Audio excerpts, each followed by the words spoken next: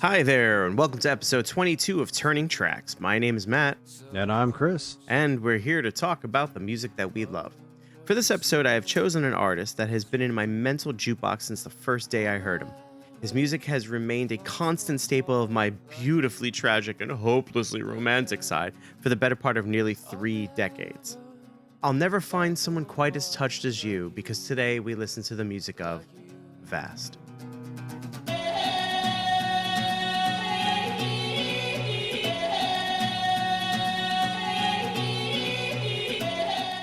Well, hi there, Chris. Well, hi there, Matt. How the heck are you? Oh, I was renaming some tracks in my iTunes, and I somehow just completely screwed up.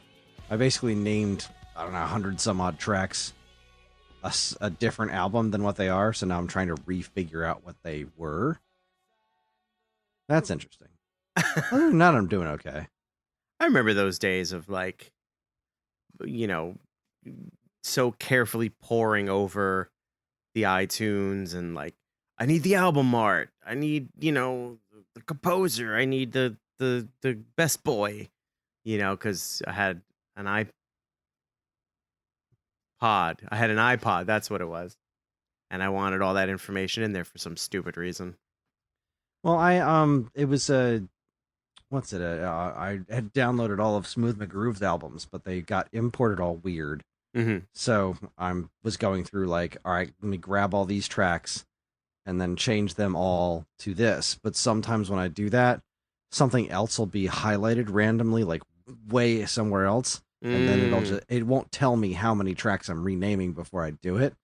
And it just renamed a whole bunch of albums, and I'm like, all right, well, this is Huey Lewis in the News. This is the Jurassic Park Super Nintendo soundtrack. It's just trying to figure out what these all are. And this first track is called Final Frontier, and I have no idea what game it's from. It's from a Super Nintendo game, but it does not sound familiar to me at all. Oh. It sounds like a mystery for the wave back. Yep.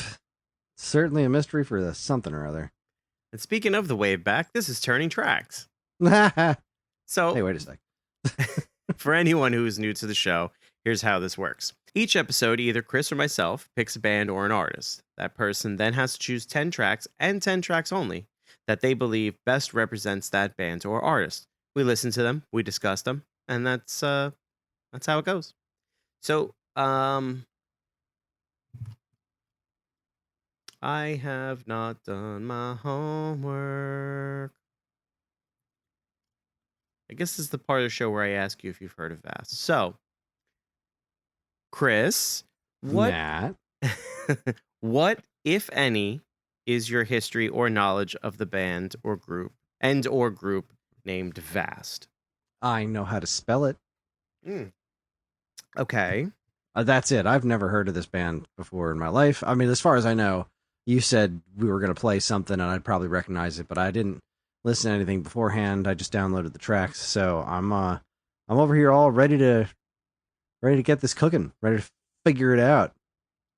So that was partly a lie. As I'm the person that made the track list, I realized that I pretty much stayed away from any song that you may have actually heard.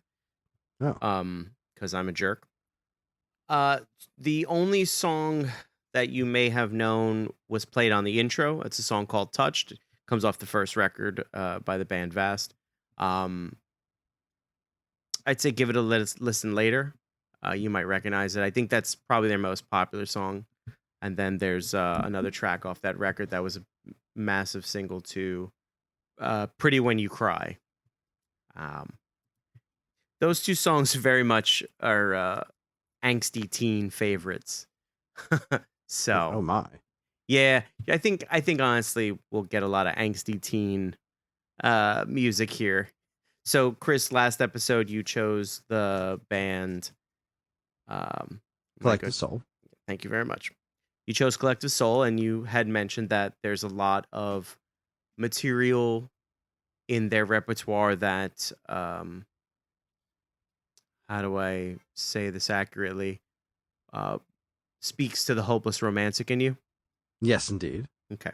And then I said, I'll return in kind because you were so gracious enough to open up that part of you that I would do the same. And this is my quote unquote, hopeless romantic uh, group. But there is, of course, a slight twinge of gothy, angsty edge in there. So buckle up.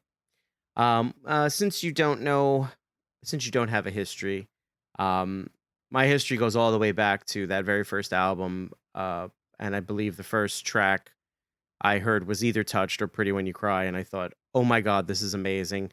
And it took me quite a while to find, first of all, I had to find out who the band was. 1997, the internet still quite wasn't where it was at and still was a little hard to find things. But I used to work not far from a used record shop, used CD shop, excuse me, and I would get paid on a Wednesday and I would spend half of my paycheck. I was like 19, I didn't have any bills. I'd spend half my paycheck getting used CDs. And one day, lo and behold, I came across a copy of the first record, and it has been in my player ever since that day. Never fails. I was listening to it for years and years and years, and even to this day, I still. It's one of my sought afters. It's now officially become my holy grail of vinyls. I don't, unless they reprint it, I don't think I'm ever gonna buy a copy of it. It goes for $400, $500, $600. It's outlandish. It's offensive, actually, is what it is. But Yeah, that's absurd. yeah, well, it's supply and demand. I demand it, someone else supplies it. There's not enough of it. Jacked prices. Anyway, I'm gonna give you a little history, and I do mean a little history. VAST is an acronym, stands for Visual Audio Sensory Theater. The band is comprised of one man and one man alone, John Crosby. He's the singer, songwriter, all the instruments, programming, everything. He does it all. The guy at the age of 13 apparently was rated by Guitar Player magazine as a promising guitarist of the future. That's at 13. He's made quite a wonderful little niche for himself, cult following. I've seen Vast perform at at the very least 3 times. Once at CBGB's, ironically, that show was recorded and released as a CD, as an album, which I still don't own, which is crazy. Um, he was a very nice guy. When I met him, I have a photo somewhere floating around of me and him. I have to find it. Just uh, probably one of the best concert going experiences I've ever had. I can't sing their praise and his praise enough. But when he goes out, though, he does have a backing band. They perform with him. All those guys are nice because I've met them too. That's what happens when you play in like tiny little venues and stuff. You just end up, shaking hands with everybody. Um, yeah, I was doing a little bit of reading and stuff, and they try and make contemporaries of Nine Inch Nails. But I think the only parallel there is that it's John Crosby making all the music, just like Trent Reznor was. And then going on tour with a band and stuff. But I don't know how to categorize these guys per se. Sometimes I get like a stabbing westward thing. Hmm. But then sometimes the music's a little folky, too folky for be I don't know. I'm gonna let you guys be the judge of it. Yeah, I told Kris I didn't want to talk too much about like the back story for the group, or I keep saying group. It's really John Crosby. Um, I'm just gonna say band. So I don't want to talk too much about it. We're just gonna dive right in. Excuse me. I always call it video audio. Visual Audio Sensory Theater came out in 1997, and by far and wide, it's one of my favorite records. Pretty much from start to finish, it's just a powerhouse of music. And so the first track we're going to listen to is going to be the first track off that album. It's called Here, as in I am here, Here. And it starts off quiet. So for those of you listening on headphones or in a car or something, please do not adjust your volume. Just let it come in and enjoy. Here by Vast.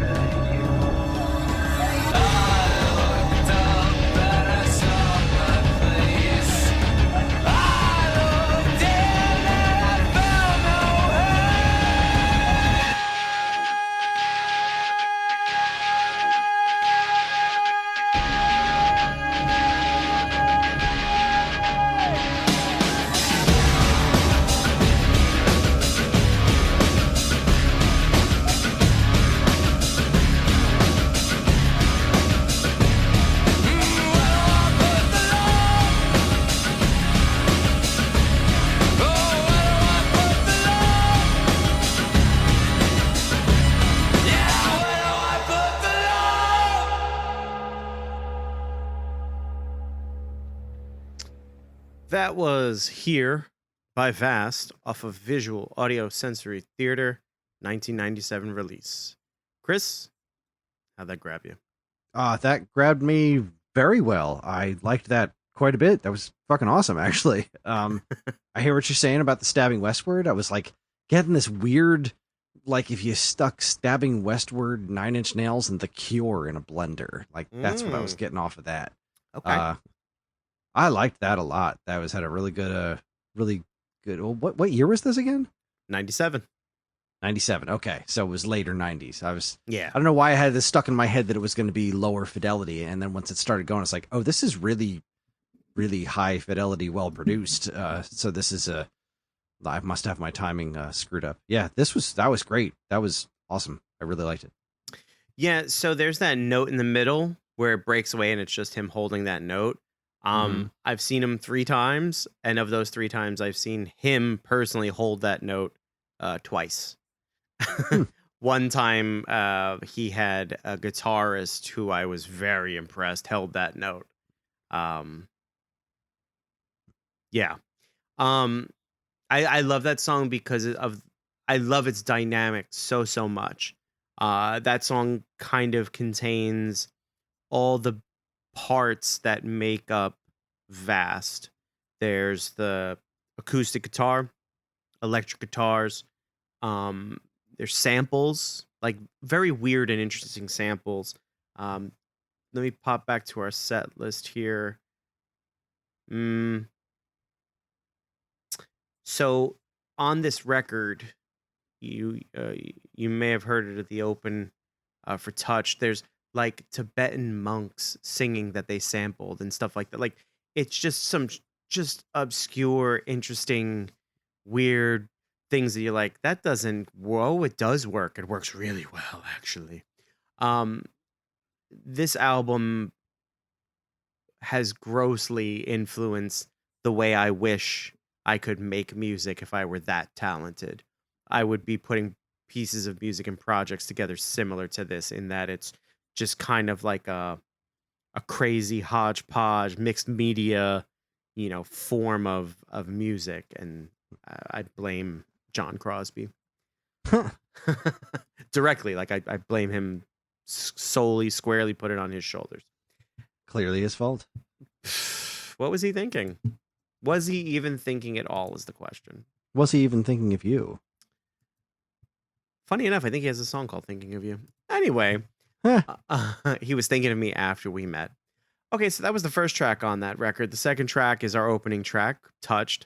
And now we're going to move on to our next track, which is the third track on this record. And out of context, the song has a really funny name, and I can't not laugh at it like a 7-year-old. This track is called Dirty Hole, Hole. Thank you, Chris. Appreciate you. So I'm going to stop. I'm going to attempt to stop giggling. And I'm going to press play on Dirty Hole off of Vast's Visual Audio Sensory Theater 1997. Enjoy.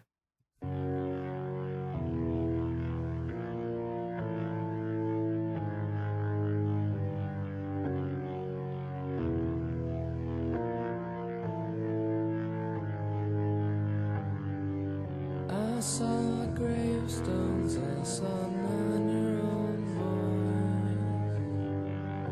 voice. Somehow I knew they hated me. You can live as long as you want to live.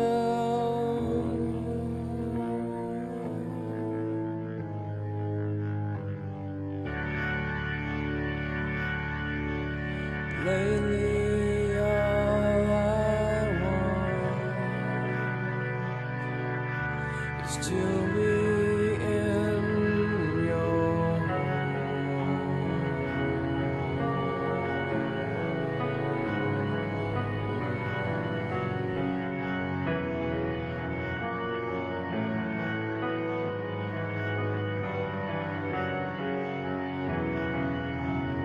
sleep without a dream, as cold as it's it's my destiny.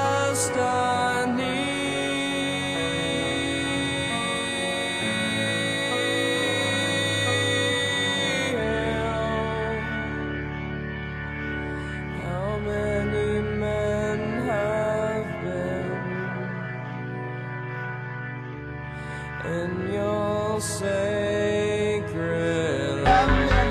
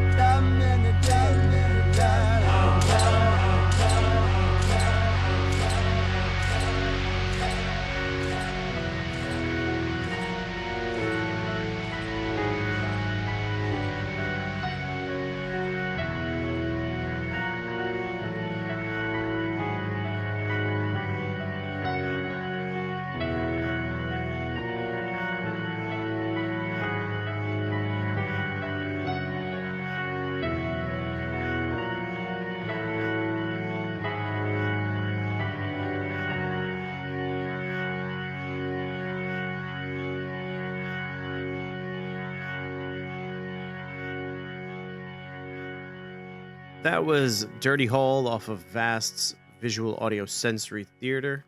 And did I mention that they samples chain gangs? Hmm. So, like I said, very odd choices in samples and where they end up.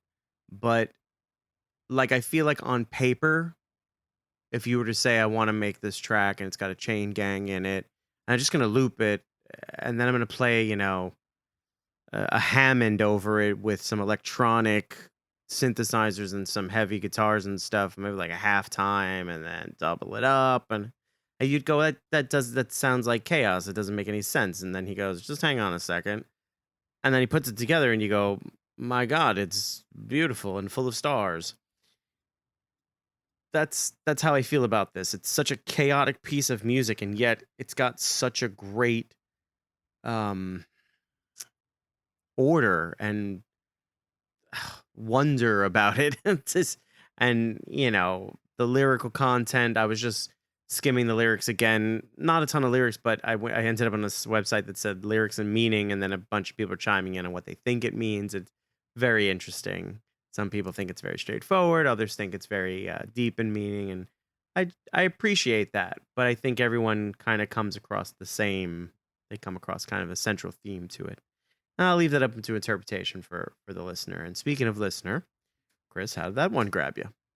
I liked it not as much as the first one, mostly because I didn't really care for the chanting.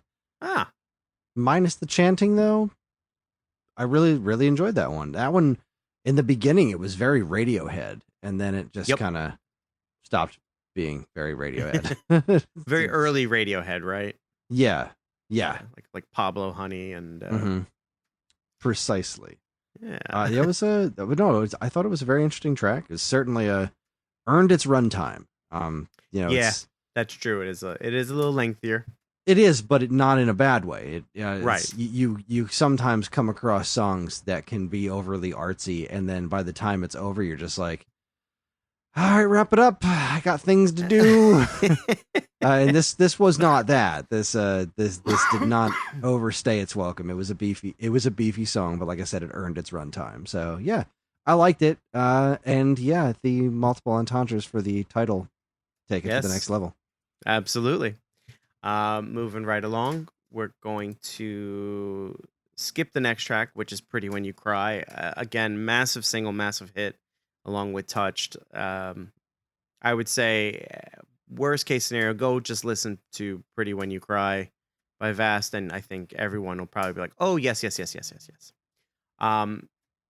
going to move on to the sixth track of this record we're going to listen to. It's called Flames.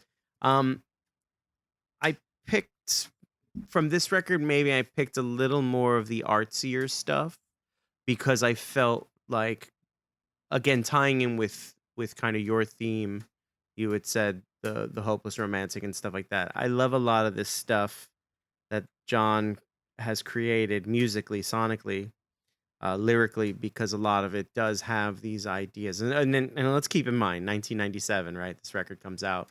I probably get my hands on it by 98, 99.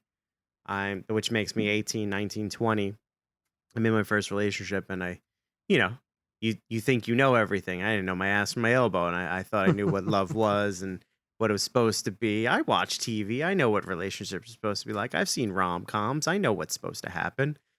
But then, what happens? You get into your first fight, or you get your first twinge of jealousy or attention from someone who isn't your significant other, and all these weird feelings start creeping in, and you can't freaking handle it, right? And then here's this guy creating this music that's got that, like, this is love, but man, does it have a sharp edge to it. And all of a sudden you become, Robert Smith of The Cure, and you're like, oh, I can't, it hurts to be and it didn't hurt at the time that goth was a thing, and yours truly enjoyed some goth nights. So it all kind of comes together in this perfect storm of me. Anyway, that being said, here's a track 6 off of Visual Audio Sensory Theater, the 1997 release by Vast, entitled Flames. Enjoy.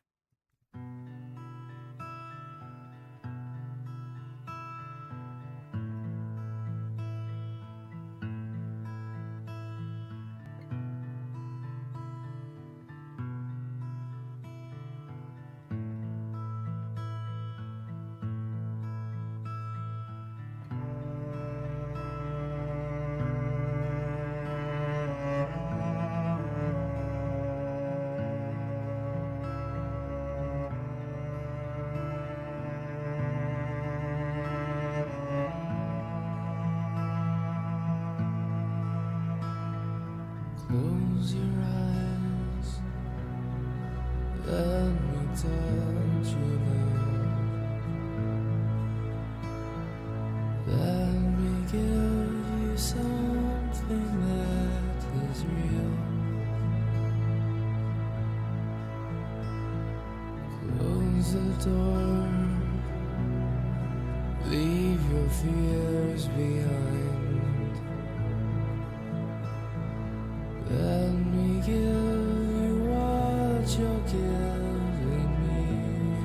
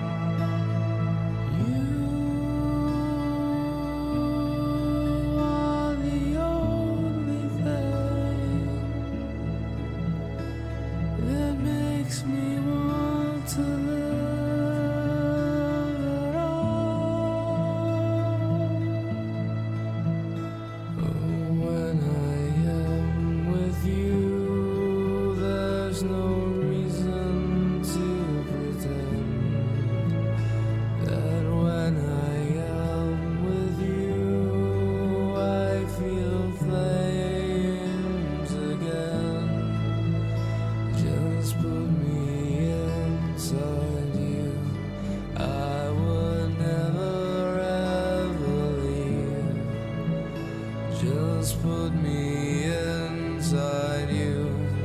I would never ever leave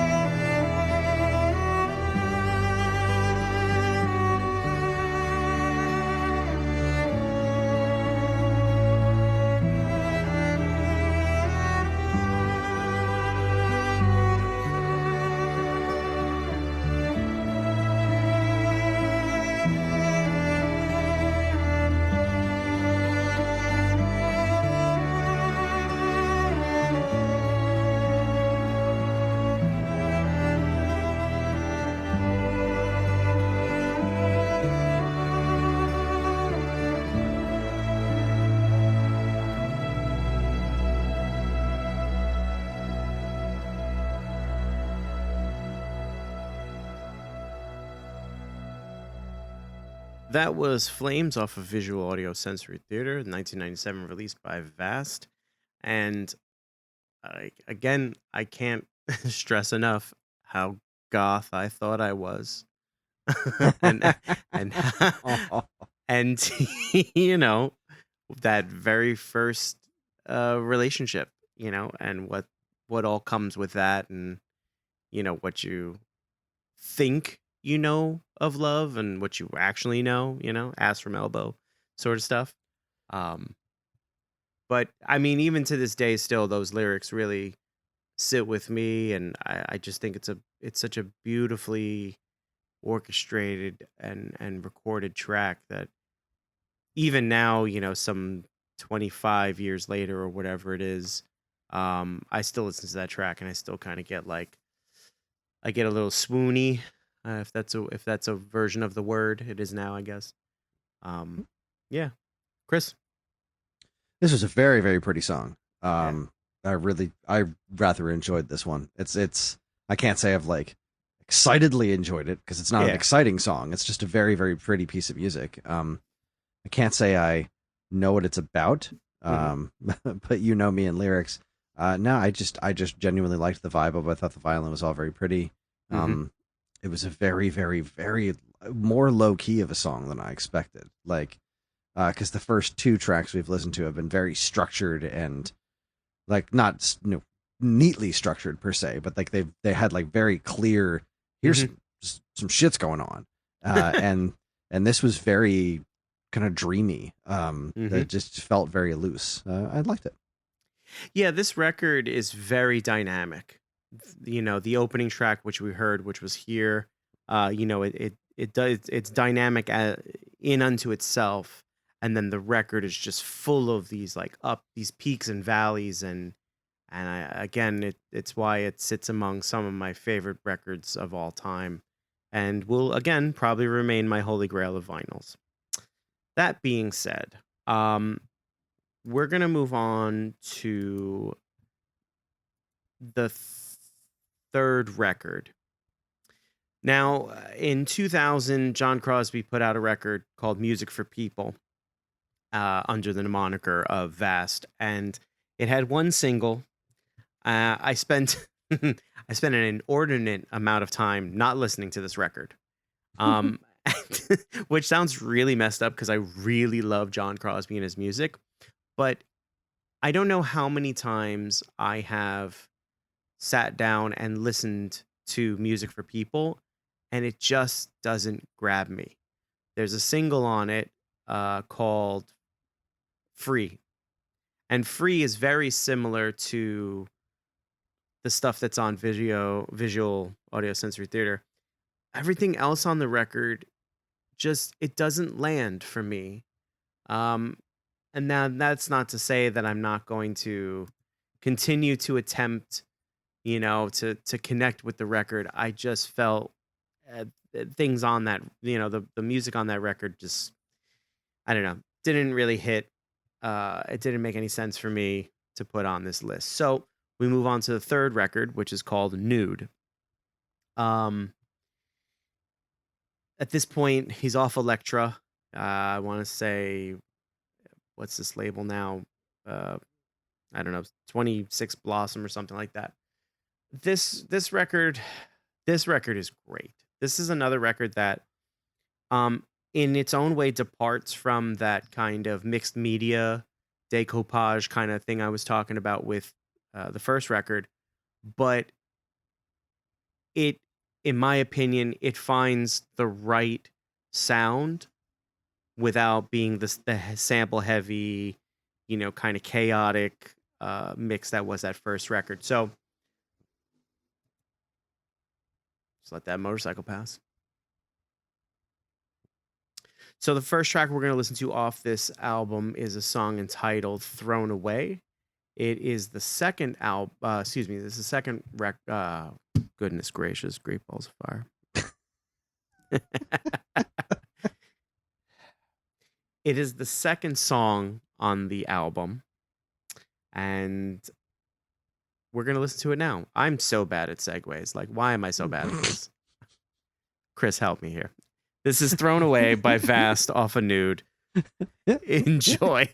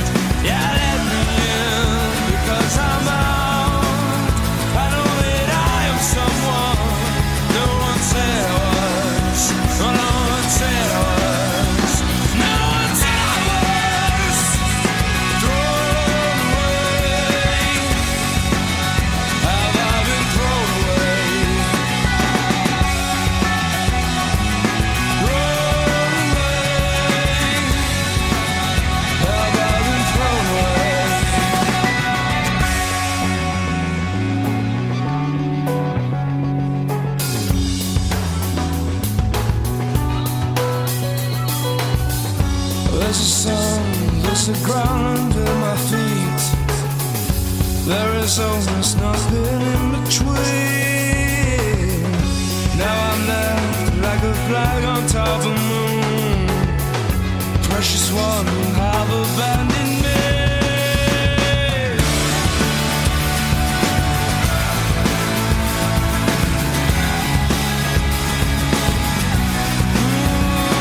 So let me in, because I'm out. I know that I am someone no one tells, no one tells, no one tells. Thrown away, have I been thrown away? Thrown away, have I been thrown away?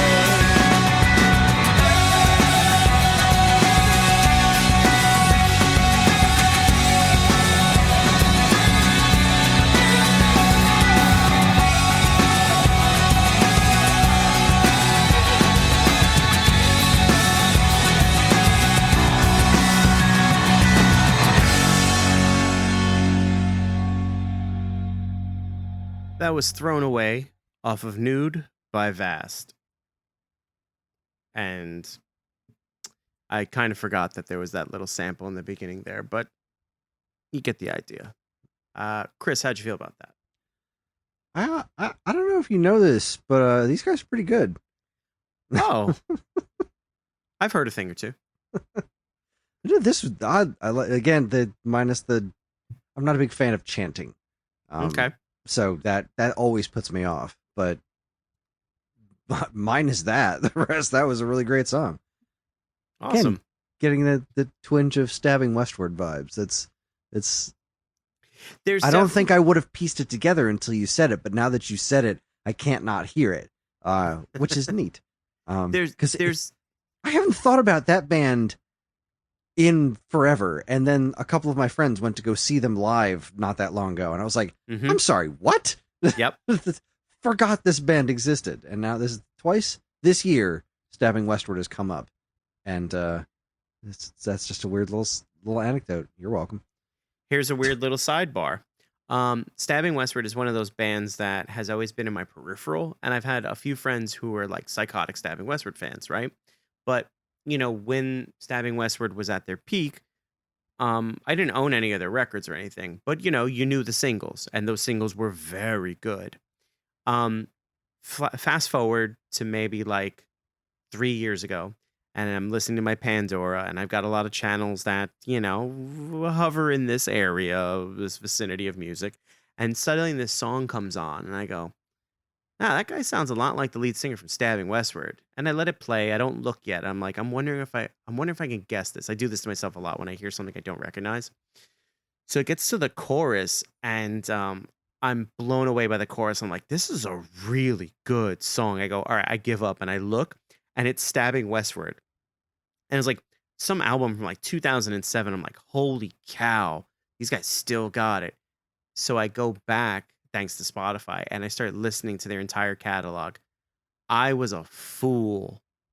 I really should have listened to my friends back then. And when they came and performed recently, I couldn't make the show. I wanted to go, but I couldn't do it.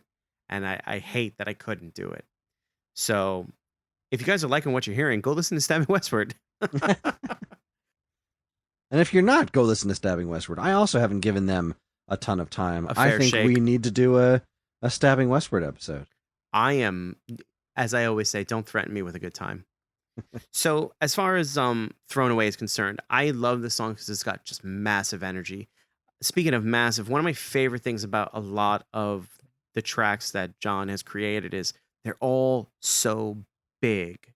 There's a lot of things are just drenched in reverb and delay, and they just sound so massive. And then he's very good about layering instruments and sounds, samples, much to Kris's chagrin.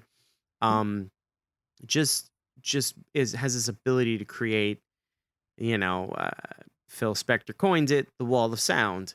But just these great soundscapes, and is very good at painting a visual picture with words and sounds. Like Vast's music has stuck with me for so long because one, I can't get rid of it. It's like, a STI, as the kids say.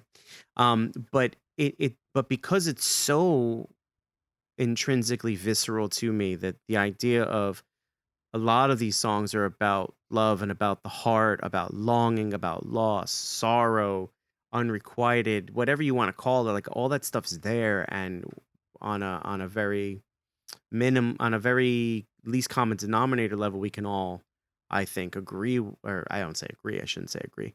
I think we can all relate, and to be able to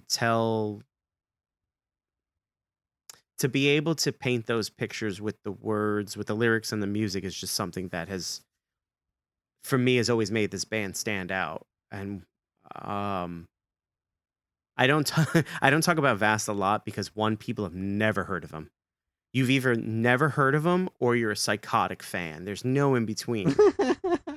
I'm being very serious. And so if I say, oh, I have a shirt from one of the shows that says Vast on it, and I've seen people look at it and just look at me and kind of go, okay.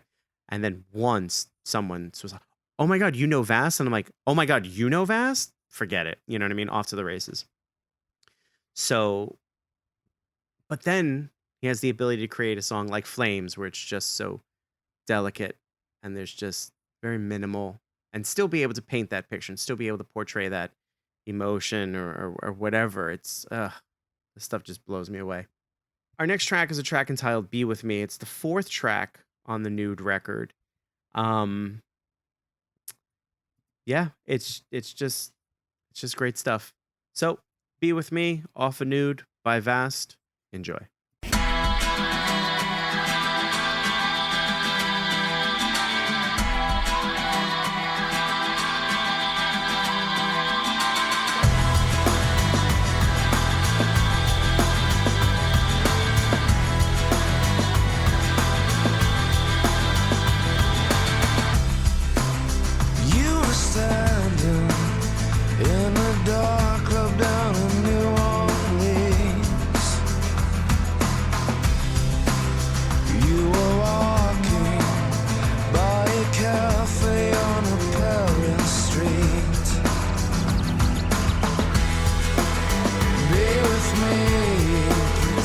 Protect me from the darkness of the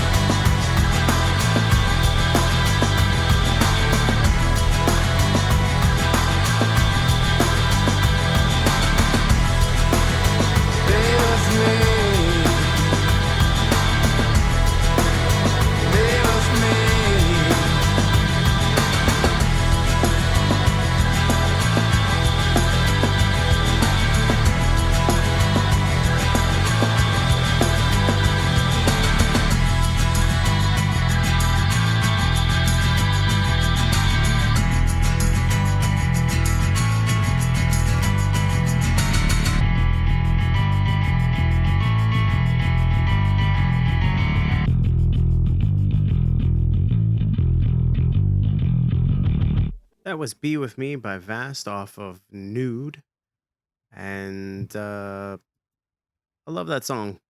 It's a pretty damn good song. Um, let's see what to say. I think one of the things that stands out to me about this track in particular, which is a little strange for me at times, because when you listen to rock music, we listen to heavy metal music. Sometimes, like, the bass guitar gets buried. Maybe not. I shouldn't say buried, Jason Newsted. What I should say is it tends to get masked, or perhaps it's just lowered enough. So, the electric guitars, or maybe the keyboards, even the kick drum, just kind of sitting on top of it. But, we all would notice if it disappeared, right? If there were no bass guitar. And Justice for All. So this track in particular, the bass is one of the first things that catches me. Obviously, the onset, you get the chanting and these beautiful strings and stuff like that. But there's this bass line really rips through for me, and it's fairly simple, right? It's the ending, that bass that plays at the outro. It's a fairly straightforward bass line, but there's something about this bass line that drives the whole song, and I'll find myself randomly humming this bass line, and seemingly from out of nowhere too. It's just, to me, it's just so infectious. And again, lyrical content, goes back to that, Heather's loving, hopeless romantic little goth boy who's, he's got his own money in his pocket and he works downtown, so he thinks he knows everything, going to the vampire clubs with his fake bangs. Yeah, I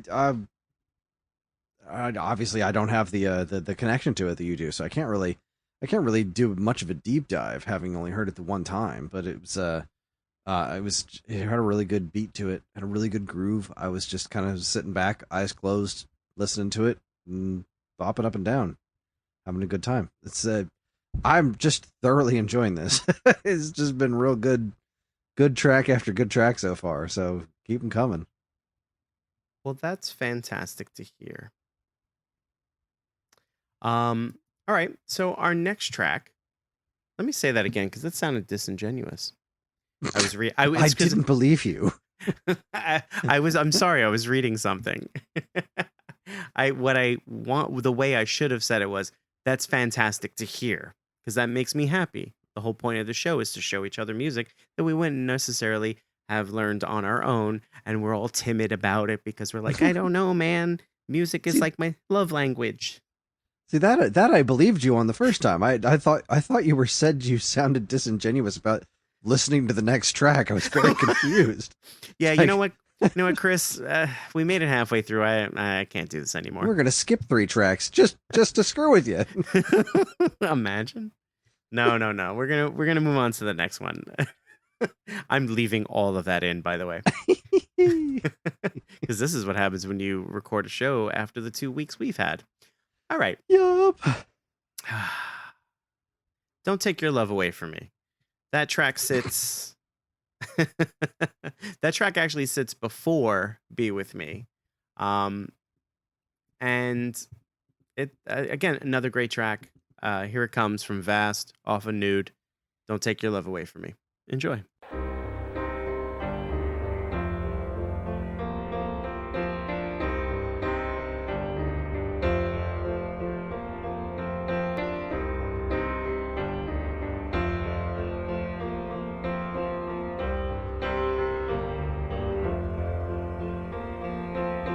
I'm looking for inspiration, and I think I found it in your heart. It's the kind of thing you get when you're not looking. It's the kind of thing you had from the start.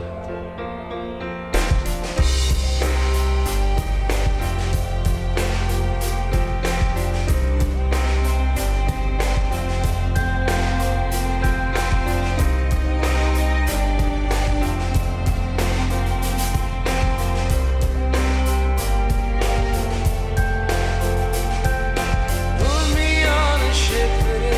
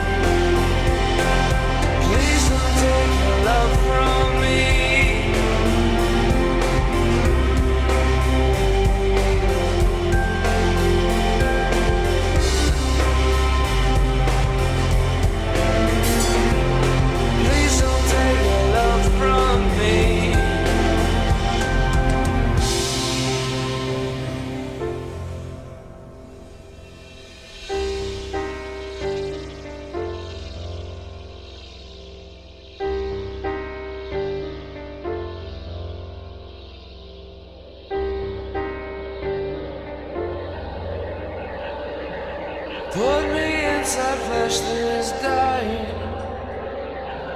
a ghost that wanders without rest, buried by desires and weakness. I understand.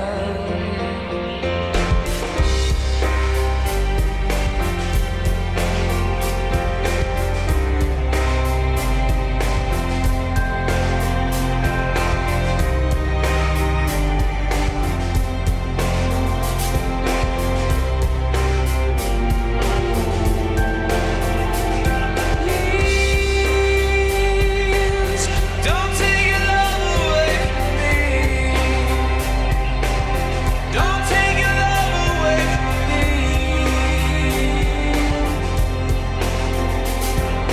Please don't take your love from me.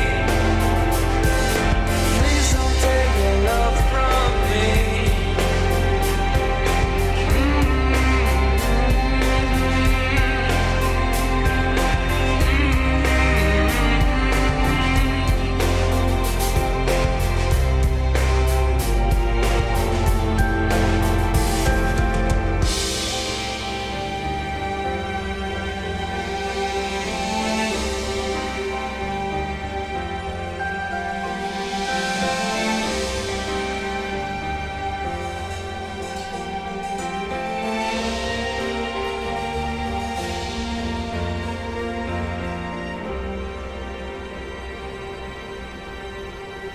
Don't Take Your Love Away by Vast off of Nude. The quintessential part for this song, for me, is the lyrics. Put me inside flesh that is dying, a ghost that wanders without rest, buried by desires and weakness, I understand. Now, if that doesn't just like sing to your little black and goth heart, I don't know what does. Like, it just, I can't talk enough about the imagery that John Crosby puts together when he puts his lyrics on paper. There's just so much like fantasy that is yet somehow grounded in reality, for me at least.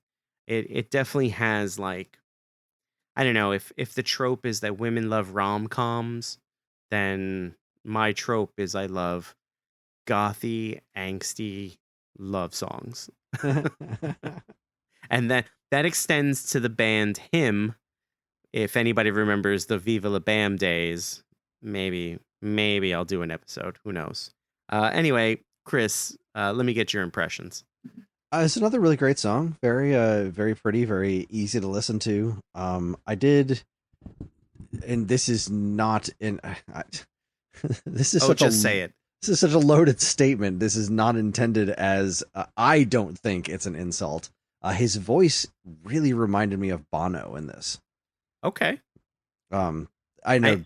Say what you will about U2, but old Bono, like early Bono, that dude can sing. Like old U2, that dude can sing, and that's kind of the vibe I was getting out of this one. I think we can all agree. Again, side note, I think we can all agree early U2 among some of the best music. It's wonderful. There's definitely a point at which everything dropped off. Yeah, I really like old U2, and then there's like Zooropa, which is like such a weird album, but I really like it, and I think that's the last album of theirs I genuinely enjoyed. I'll agree with you. Yeah. But anyway, it's a very, very good song. I'm so sorry the lyrics just kind of went in one ear and out the other. That's okay. It's your first listen. It is, and it was a very dreamy song. So I was again just kind of sitting back and enjoying it, and I thought it was very good. Fantastic. That makes my little black and goth heart swell with joy. 3 sizes too big. Me scusi. So from here, we're gonna move on to another record. So what ends up happening is Nude comes out in 2004. Although I had seen it dated as 2002 somewhere, but I will go with 2004 because Wikipedia can't be wrong, right, guys? Right? I mean, anyone can edit it, therefore it's always right. Okay, so following Nude in 2004, a double release came out. I believe it was internet only for quite a while, called Turquoise and Crimson. Turquoise and Crimson, all the tracks that appear on Nude appear on Turquoise and Crimson. But between You, Me, and The Wall, I like the Nude versions better. Turquoise and Crimson, there's something about the recordings or the mixing and the mastering, whatever it is, they just don't sit well with me. There's like a hard edge to a lot of songs that I don't feel need a hard edge. Like we just listened to that song, and that's a soft song. Like its message is soft. Everything feels dreamy, like you said, and a total agreement. Imagine like having some kind of hard edge on that. It just doesn't work well. But I digress. You know, you guys be the judge of that. Go out and listen to it. Debate me on our Discord. I'm all for it. But the next shameless plug. But the next the next record we're gonna listen to is a record entitled April. The first track we're gonna listen off of that is called You're Too Young. This is the first track on the record. And I can't pay for segues, dude. I can't do this. Well, you're too young, so I'm older than you. Anyway, You're Too Young. look, Sunday I'll be gone, okay? God. Stop getting ahead of us. Anyway. Matt, don't take your love away. Son of a bee sting. Be with me. Oh, Christ, Kris. I'll turn this whole episode around, I swear to God. I know, it's going down in flames. It should really just be thrown away.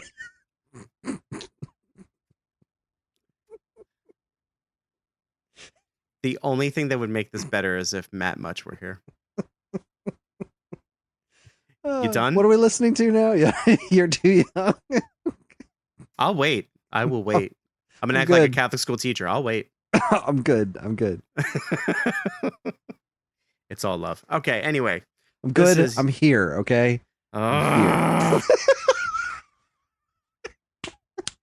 This is too easy. I'm glad one of us is having fun. It's not my fault this band songs names are all very conversational. You know what happens when you can't stop laughing? You end up dying like your idiot cousins, the hyenas. These days you're gonna die laughing. There you go. All right. Anyway, You're Too Young. Vast. Dirty hole. I got Son nothing. That's our show, folks. Thank you for joining us. Kris is being institutionalized tomorrow. Here's You're Too Young. Enjoy.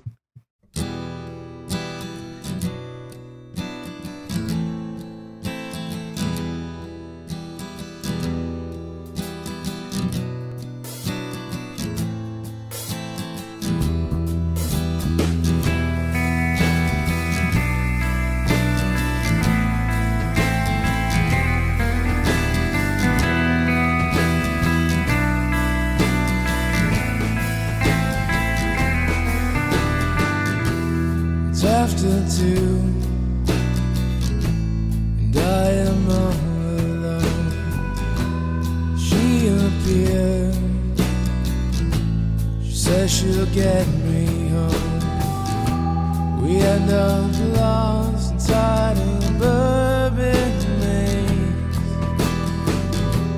and then she says the house is on the way. I should time to go back home now. I should leave. You're too young for me.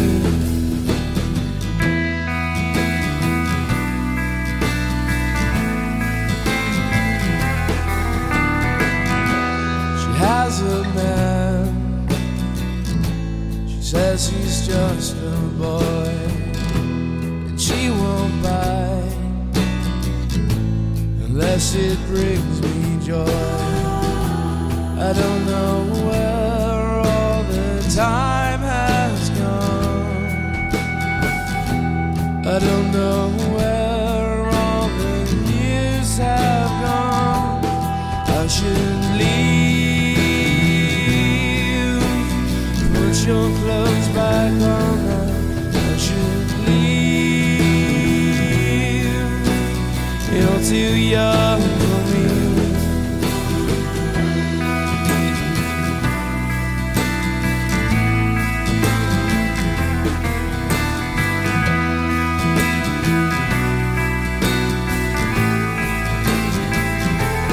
I should leave. It's time to go back home now. I should leave. You're too young for me.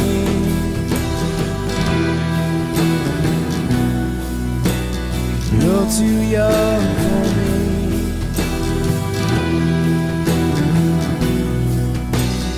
You're too young.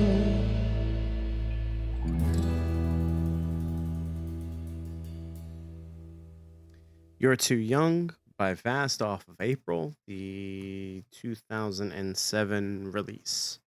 So this is more what I meant when I said that John Crosby kind of goes in a little less affected, a little less sampled, a little less aggressive way, um, and kind of starts to settle into what is almost like a folk, um, I don't know, folk vibe, but yet still I see that somehow, with the acoustic guitar. Yeah, it it, definitely had a different flavor. yeah, More like not even flavor, like a different seasoning almost. Like it was so very in line with what we had heard previously. Like again, yep, this one I don't remember what the other song was that reminded me of Radiohead, but this one again kind of reminded me specifically. I guess that's the way he pronounces things. Like specifically the way he sings was reminding me of OK Computer, kind of. hmm And again, not a complaint. I like OK Computer. It's okay. But this, yeah, I really, really rather enjoyed this song, and I thought the addition of the little acoustic guitar there was pretty solid. yeah, he's definitely gone out and performed by himself with his acoustic, doing vast tracks, and he also has stuff under his name, John Crosby, and a couple other little side projects here and there, and he's certainly gone out and done that. I have not seen him do that sort of stuff. Anytime he's been on tour, it's been with a backing band doing like the full complement. There we go. The it, it almost plays to my sensibilities of loving guys like Johnny Cash and Waylon Jennings, the old outlaw guys singing about love and heartbreak and things like that. These songs kind of give me that. It definitely. I don't know. It gives me those vibes. I agree with you. His singing can be dreamy, and I think that's part and parcel to like the reverb and the delay. I used to have a lead singer that's like they would the sound guys were like, you want reverb and delay, and he's like, yeah, drown me in it. I Gus, I love you if you're listening, but he would say, drown me in it. So John over here is swimming in reverb and delay, but that's what gives it that dream quality. That's what gives the Vast records their timbre and character and just, in my opinion, listenability. It's I feel like going back to that black-hearted kid in love is like, these are the things that a 16-year-old, an 18-year-old would think love is like floating on a cloud, your feet not touching the ground, everything is perfect, you know what I mean? And but then you like listen to the song, like the lyrics, he's talking about this girl who just says she's gonna take him home, and they end up starting to fool around, and he's like, nah, I can't do this. I'm gonna like, you put your clothes back on, you're too young for me. And you're like, what is going on here? So yeah, the sensibilities of a little goth boy. Any hoozle, we're gonna move on to the second track on the record, which Kris has already spoiled for you. It's called Sunday I'll Be Gone. And I can tell you with a great level of certainty, I used to always think he was saying someday I'll be gone. So Here is Vast with Sunday I'll Be Gone off of April. Enjoy.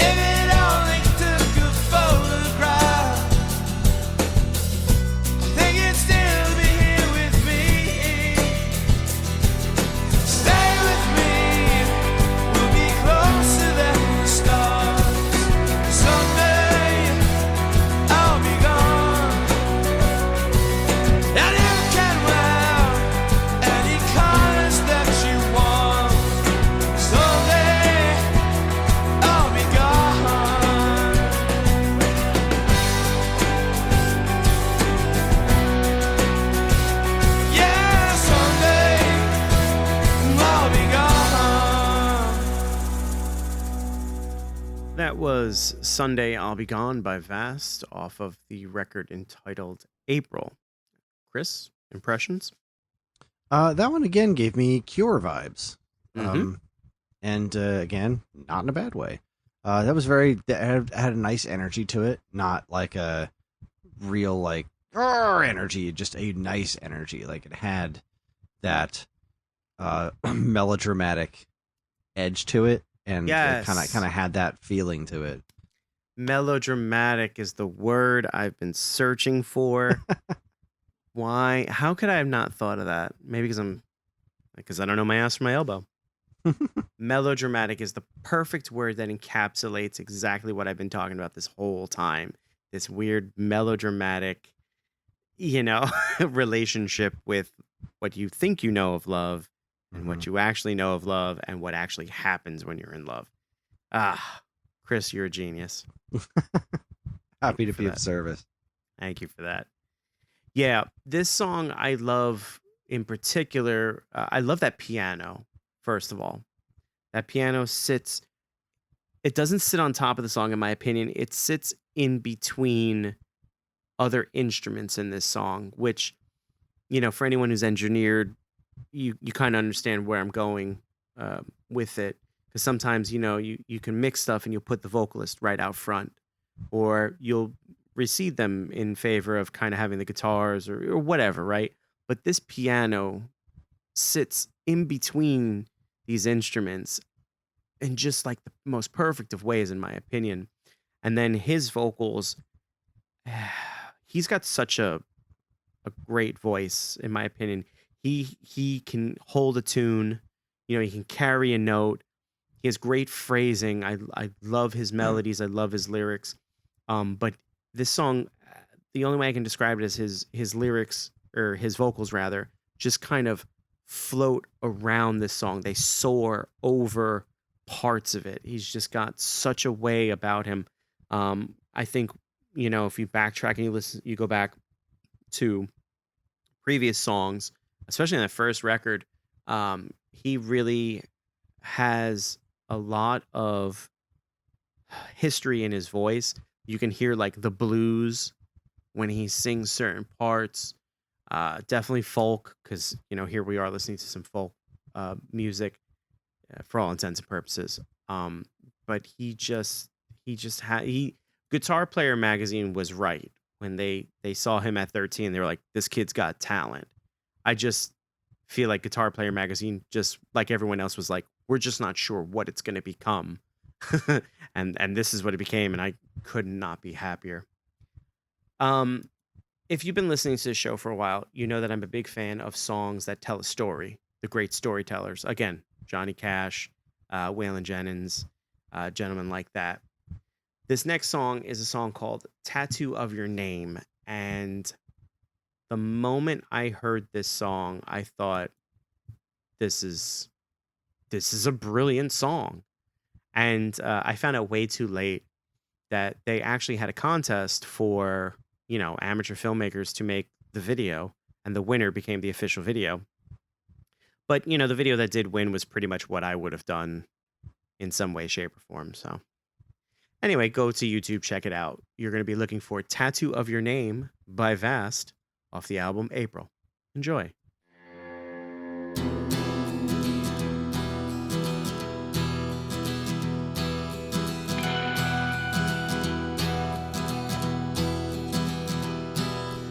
Told me he was beating her today, and she showed me all the bruises on her face. I said, baby, can I make it okay? She said, honey, you should make him go away. There's $100,000 in the bank, in the policy he took out yesterday.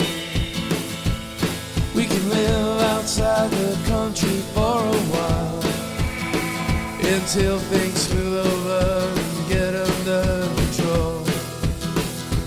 There's a tattoo of your name across my soul. I bought a rifle and black gloves without her name. For an alibi, she went 6 states away. When I saw him, I felt fire, I felt cold, like the devil and the Lord wanted my soul. Like this tattoo of your name across my soul. So I shot him in his car until he died. I called to give a signal and she cried. Life has a way of making other plans. She called the cops and said I was a crazy man. I'm gonna get this thing removed when I can.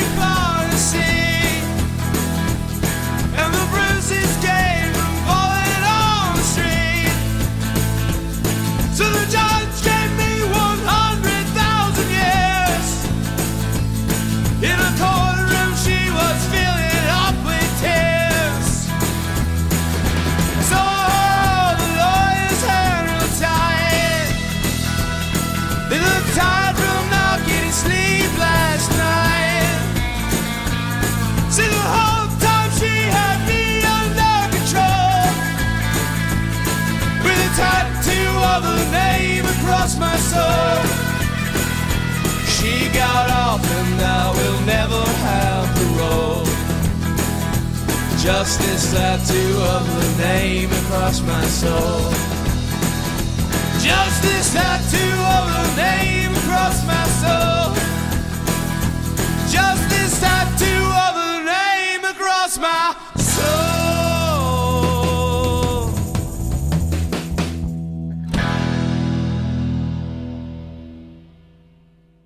Tattoo of Your Name by Vast off of April. I love a good story, and I love a good story that just ends in tragedy. Love, murder, betrayal, prison time, permanent marks and scars. Like, Who doesn't love prison time? I mean, I don't. Yeah.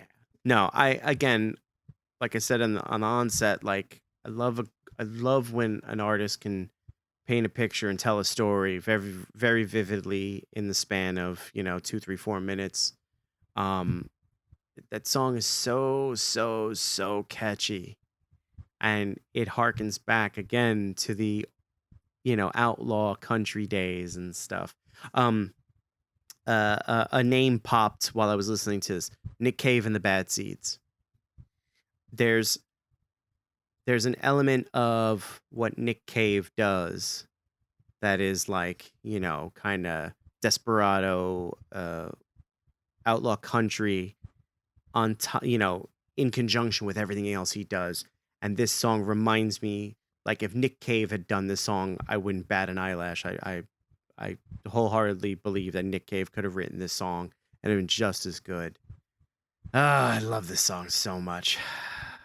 Yeah, this was a pretty different energy than what we've been hearing before. Mhm. Like the had almost a twinge of country in it, like Mhm. just a little dash, a little bit of pepper. I'm hungry, so if I keep making food references there.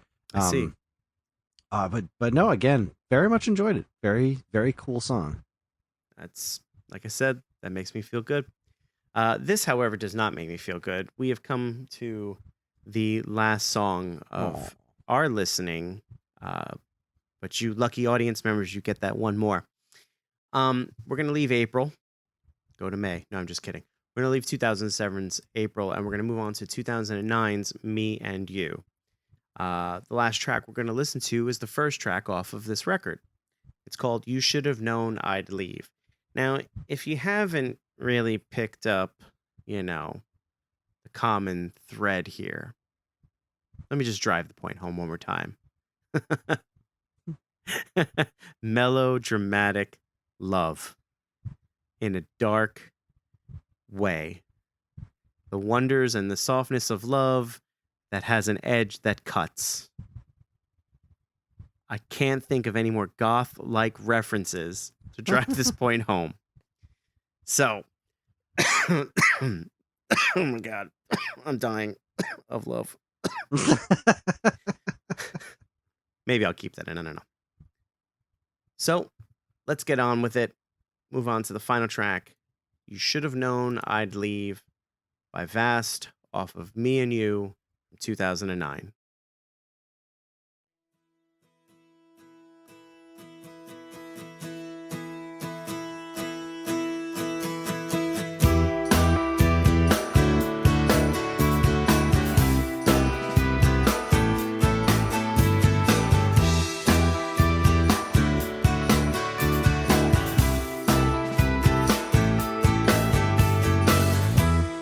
Love's a thrill, love's a switch.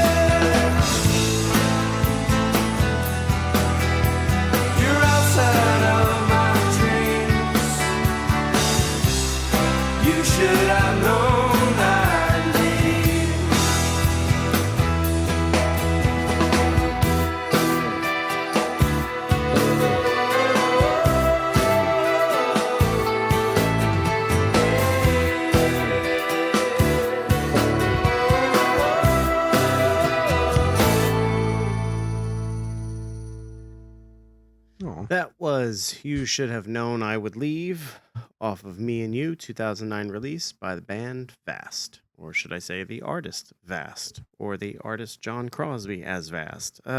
John, what are you doing? Kris. I wasn't quite ready for that song to end. It was a good one. I know. I definitely love the I love the way it kind of has a bounce. Because the bass is boom, boom, boom, Right, boom, yeah. boom. But the acoustic makes it smooth like butter. His voice is smooth like butter. Man, oh man. Every episode, I think you and I say it at least once, is really, really hard to take 10 tracks from artists that, have been putting out music for 10, 20, 30 years. John Crosby's coming up on 30 years of putting out music. And I personally, off the top of my head, can't think of one bad song. Well, maybe that one record. No. That's not true. That's not true. No, that's not true. I'm being mean. It's a good record. It just, for some reason, I haven't connected with it. But I really can't think of a track that just isn't good. And it was really tough to find 10 that encapsulates this one particular artist, because as you saw, there's a lot of influence that goes into this music, and it's worn on the sleeve of every track. And then, of course, as the natural evolution of an artist from 97 to 2009, even though there's more music after 2009, they evolve and there's influences fade and become more prominent. It was tough. It was really tough, because some of these songs that I picked aren't even among my favorite songs. There's a lot of songs that, unfortunately for me, ended up on the editing room floor, so to speak. Mm-hmm.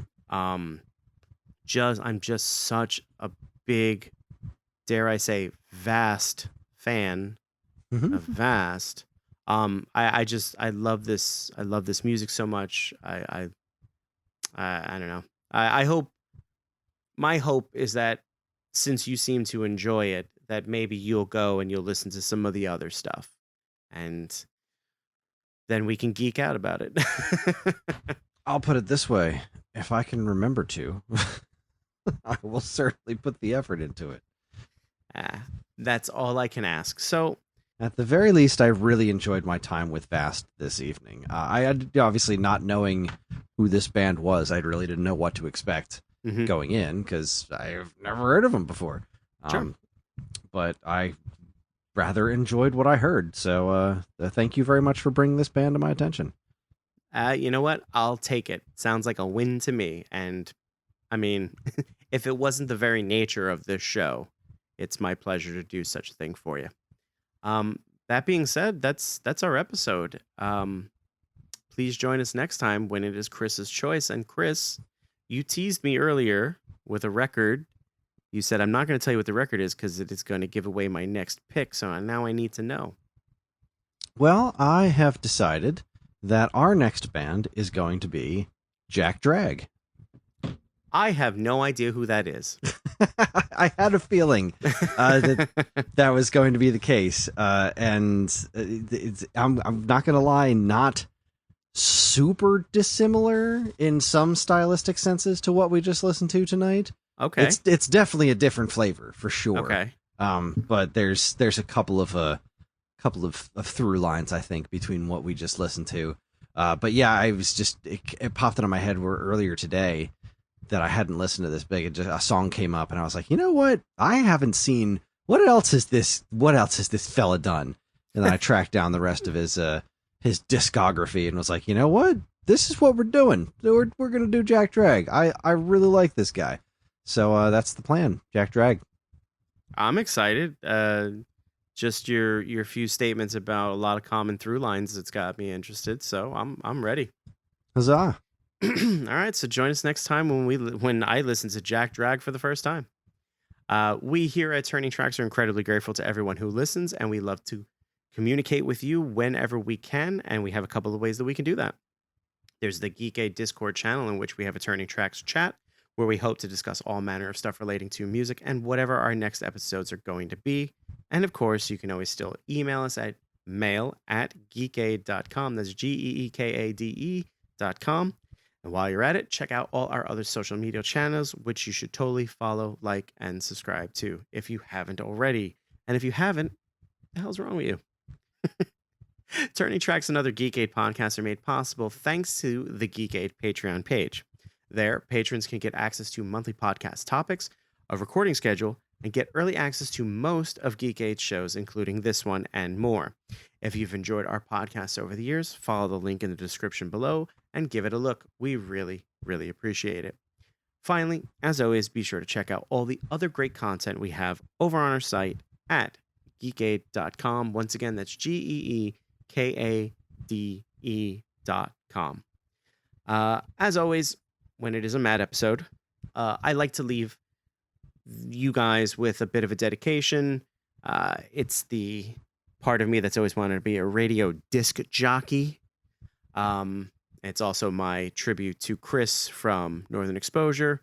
Deep cut. If you know, you know, and if you don't, you should ask somebody. Do do do do do do. Oh, Christopher. We're gonna have some talking after this.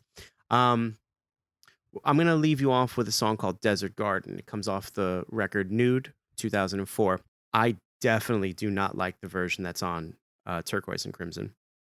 This version has a very intimate feel. John's voice actually cracks somewhere in there, and the fact that it was left in just makes it so much better. This song this song goes out to 17-year-old me who just got a girlfriend, who just fell in love for the very first time, and like, kid, you've got no idea.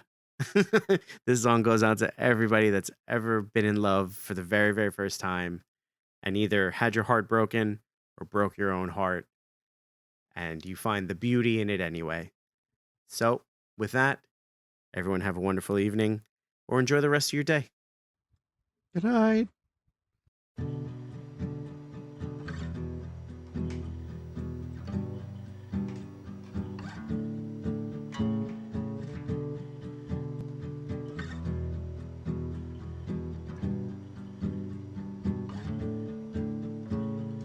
Do you feel like I do? Tired of everything. Can you feel what I can?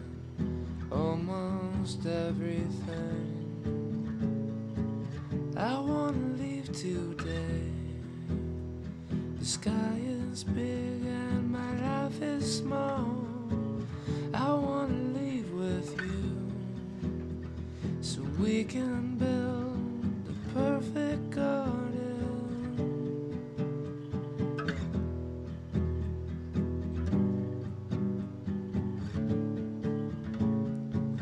The stars are far away, I can see them with my eyes. I watch them burn away like the moments of my life.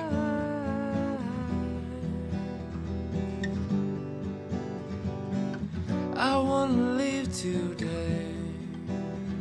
The sky is big and my life is small. I wanna leave with you, so we can build a desert garden.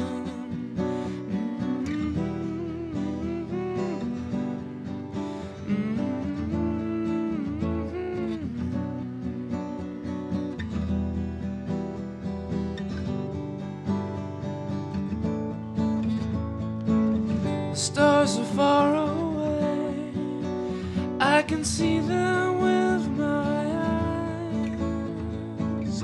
I watch them fade away like the moments of my life.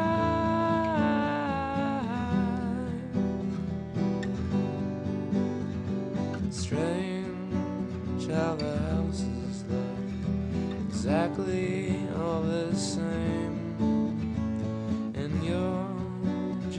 just a slave like me. At least I know it's true. I wanna leave today. The sky is big and my life is small. I wanna leave with you so we can build a desert garden.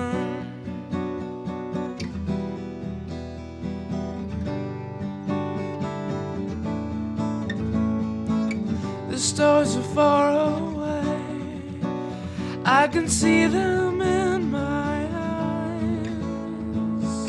We watch them fade away